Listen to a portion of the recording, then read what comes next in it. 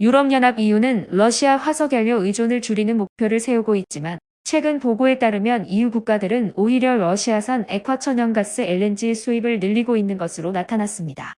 앞서 유럽연합 집행위원회는 보고서에서 러시아 연료에 대한 의존도를 줄이기 위해 가장 저렴하고 안전하고 가장 깨끗한 방법으로 에너지 소비를 줄여야 한다고 강조한 바 있습니다. 그러나 글로벌 위트니스라는 국제 비정부 기구에 따르면 EU 국가들은 7월까지 러시아가 우크라이나를 침공하기 전인 2021년 동기 대비하여 유조선을 통해 40% 더 많은 러시아산 LNG를 수입했습니다. 케플러라는 전략 컨설팅 펌의 데이터 분석에 따르면 EU 국가들은 1월부터 7월까지 2200만 입방미터의 러시아 LNG를 수입한 것으로 나타났습니다.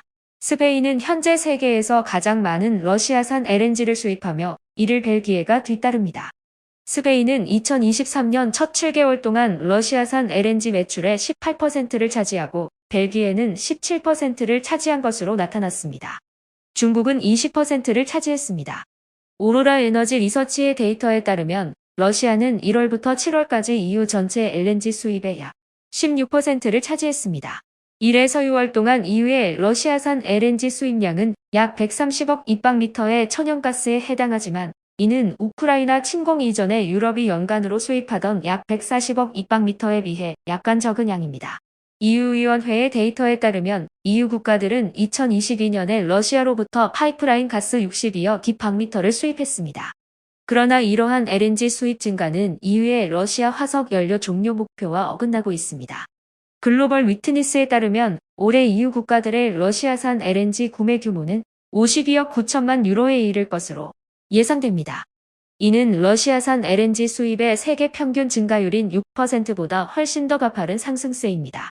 이로써 EU 국가들은 러시아 공급량의 대부분을 구매하며 러시아의 가장 중요한 수입원 중 하나가 되고 있습니다. 2023년 1월부터 7월까지 EU는 러시아 수출의 52%를 구매한 것으로 나타났는데 이는 2022년 49%, 2021년 39%에 비해 증가한 수치입니다.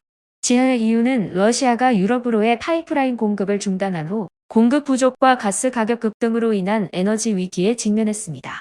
이에 EU 27개국은 러시아의 석탄 및 해상 석유 수입을 제재했으나 러시아산 LNG와 가스는 EU 제재의 대상이 아니었습니다.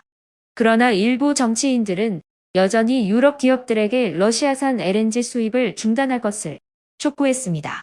EU 국가들은 지난 3월 러시아 기업이 EU 국가에 액화천연가스를 보내는 것을 방지하기 위한 법적 옵션을 모색하기로 합의했습니다. 이는 2021년 12월에 유럽연합 집행위원회가 제시한 새로운 EU 가스 시장 규칙에 대한 국가 간 협상의 일환이었습니다. 2021년 12월에 유럽연합 집행위원회는 화석가스를 대체하여 지속가능한 에너지원으로의 전환을 목표로 하는 가스 법안 패키지를 공개했습니다. 그러나 중공업과 같이 전기화가 어려운 특정 부문에서는 여전히 가스가 필요할 것으로 예상됩니다.